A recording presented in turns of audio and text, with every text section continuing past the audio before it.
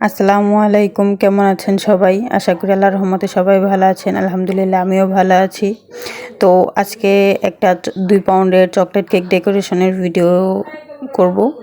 তো এখানে হচ্ছে আমি চকলেট গানাশ রেডি করে রেখেছিলাম। গানাশটাকে আমি আগে সাইড দিয়ে দিচ্ছি। তারপর হচ্ছে উপরে মাঝখানে পরে দিব। এখানে কেকটা ওজনে প্রায় 2.5 থেকে 3 পাউন্ডের মতো ছিল। তো যাই হোক, এবার এই তো মানে হাত দিয়ে আমি এভাবে হচ্ছে গানাশটাকে সেট করে নিচ্ছি। এভাবে করলে হচ্ছে কি আমার কাছে মনে হয় যে খুব সুন্দর মতো সেট হয়ে যায়।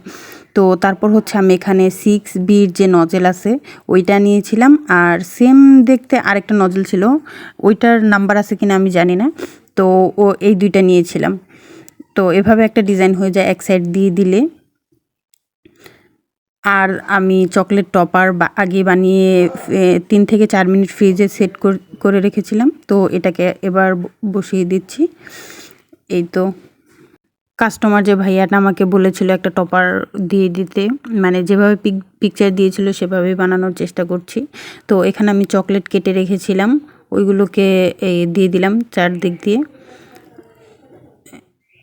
ওনার যে নামটা এটাকে আমি লিখে নেব।